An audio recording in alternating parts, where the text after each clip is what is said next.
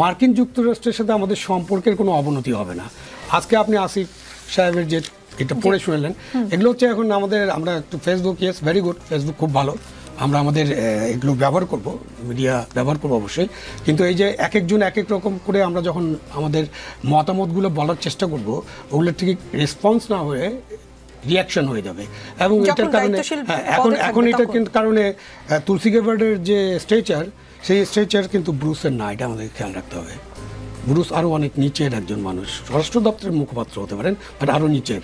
সুতরাং ওইটা দিয়ে যে তুলসী গ্যাবার্ডের পুরো জিনিসটা কাভার আপ হয়ে গেছে, আমরা একেবারে আমাদের প্রতিবাদের মুখে এরকম ঘটছে, এরকম মনে করার কোনো কারণ নেই ডিপ্লোম্যাটিক্যালি। জি, রাশেদ খান, ক্ষমতা নেয়ার পর থেকে ভারতের সঙ্গে বাণিজ্য আরও বেড়েছে, আমাদের সম্পর্ক ভালো, তবে ভিসার বিষয়ে কিছু জটিলতা আছে, সে বিষয়ে পররাষ্ট্র মন্ত্রণালয় বলতে পারবে, কিন্তু আমরা ভারতের সাথে সুসম্পর্ক চাই, অবশ্যই সেটা ন্যায্যতা, সমতা এবং মর্যাদাপূর্ণ সম্পর্ক হতে হবে। ভারতের সাথে আমাদের সম্পর্ক আপনার চোখে কেমন ধরা দেয় রাশেদ খান? ধন্যবাদ সবাইকে, পবিত্র মাহে রমজানের শুভেচ্ছা। আমরা তো শুরু থেকে আসলে বলে আসছি যে ভারতের সাথে অবশ্যই আমাদের সম্পর্কের, যে ভারতের সাথে আমাদের মর্যাদার সম্পর্ক থাকতে হবে, কিন্তু ভারত সবসময় দাদাগিরির সম্পর্ক।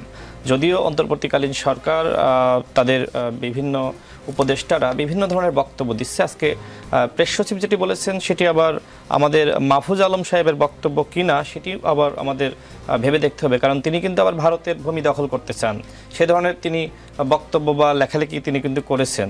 অর্থাৎ সরকারের এক একজন উপদেষ্টা বলেন, সরকারের কর্মকর্তারা, তারা বিভিন্ন ধরনের বক্তব্য দিচ্ছে। আসলে কার বক্তব্য আমরা গ্রহণ করব, আমাদের প্রেস সচিবের বক্তব্য গ্রহণ করব নাকি আসলে মাহফুজ আলমের বক্তব্য গ্রহণ করব, সেটি নিয়ে আমরা আসলে দ্বিধান্বিত।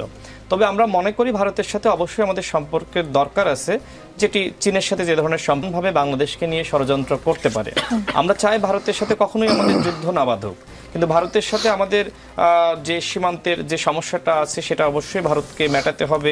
একই সাথে আমাদের তিস্তা নিয়ে সমস্যা সংকট, সেটিও কিন্তু আমাদের ভারতের উচিত হবে সেই সংকটগুলো আসলে সমাধান করা। কিন্তু ভারতের পক্ষ থেকে আসলে বাংলাদেশের সাথে যে ধরনের সম্পর্ক বাংলাদেশের জনগণ প্রত্যাশা করে, এখনো পর্যন্ত আমরা সেটি লক্ষ্য করছি না।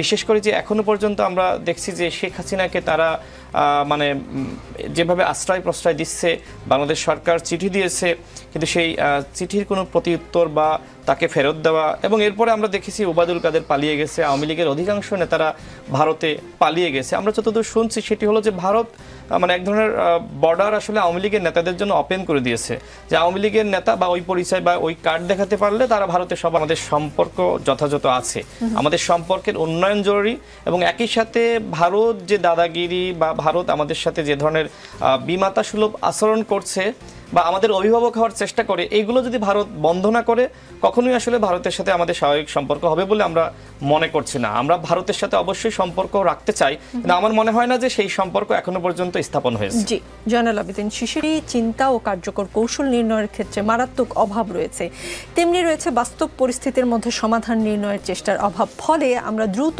চরম রাজনৈতিক বিপর্যয়ের দিকে ধেয়ে চলেছি।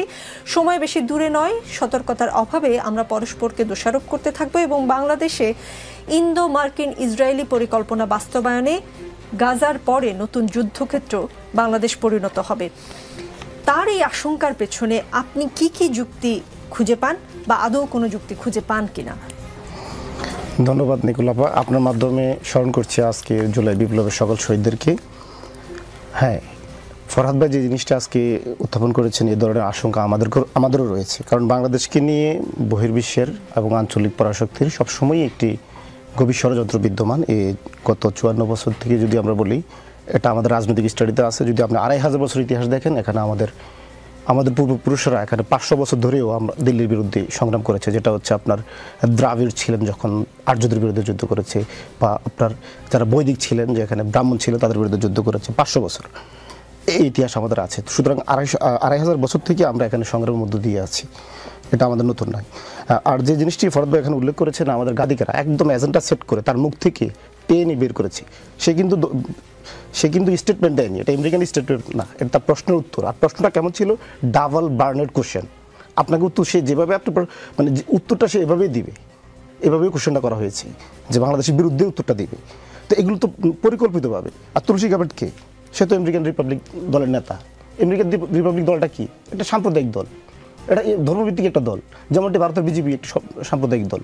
সুতরাং এটাকে আমরা মনে করি এগুলো তো যোগসূত্র আছে, একটি মানে সাম্প্রদায়িক দল অন্যদেরকে এগুলো বলে থাকে। আর বাংলাদেশ বিষয়ে ফরহাদ ভাই যেগুলো আরও দূর বলছে, এগুলো আশঙ্কা আমাদেরও আসলে।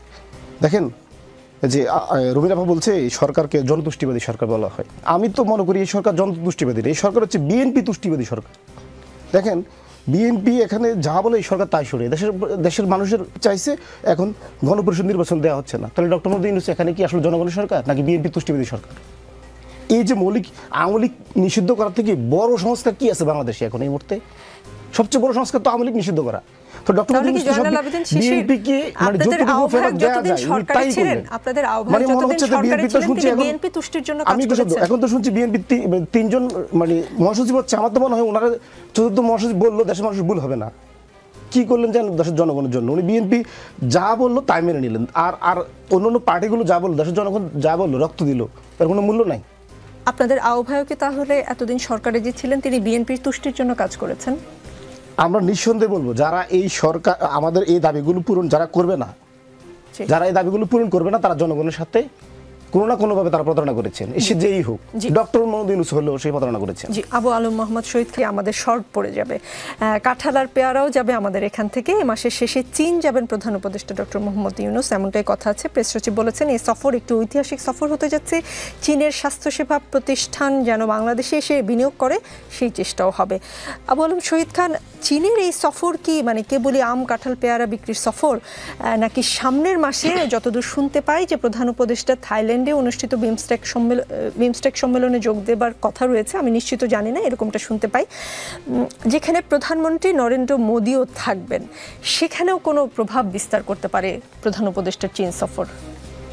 না, চীন সফর তো খুবই গুরুত্বপূর্ণ একটা সফর, এবং চীনের সাথে বাংলাদেশের যে সম্পর্ক, সেই সম্পর্ক উন্নয়ন এবং সম্পর্ক আরও উন্নয়ন করা, এটা তো একটা এজেন্ডা এবং ইস্যু, এবং যে কোনো সরকারই থাকুক। তো আমরা তো অতীতের সরকারকেও চীন সফর করতে দেখেছি। বিএনপির সাথে চীনের তো খুব ভালো সম্পর্ক, সরকারে না যেও তারা ওদের এর মধ্যে চীন সফর করে এসেছেন, তাদের একটা প্রতিনিধি দল তারা গিয়েছিলেন। তো চীনের সাথে আমাদের সম্পর্ক আরও উন্নয়ন পর্যায়ে নিয়ে যাওয়া, এটা একটা ইস্যু এজেন্ডা এবং খুব ভালো গুরুত্বপূর্ণ এজেন্ডা।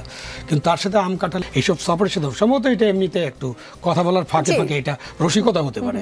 শফিক সাহেবের অনেক কথা আমি রসিকতা হিসেবে ধরি, যে এখানে উনি ইম্পর্টেন্ট এজেন্ডাগুলো সামনে না এনে হঠাৎ করে আম কাঁঠাল, আমার চীনে আম পাঠাতে হবে কেন? আর আমাদের আম শর্ট করার তো দরকার নেই, আমাদের জনগণকে আম খাওয়ানো দরকার। ওই অর্থে তো আমি আম এক্সপোর্ট করবো আমরা, এটা আমি চিন্তাও করতে পারি না। কেন একটা 70, 80, 100 টাকা, 120 টাকা কেজি, আমাদের যে লক্ষ কোটি মানুষ আছে, সাধারণ মানুষ, দরিদ্র মানুষ, তারা কে কয়টা আম খেতে পারে, ওগুলো নিয়ে আমরা একটু চিন্তা করলে আমি খুশি হব। সেটা ইস্যু আছে আমাদের।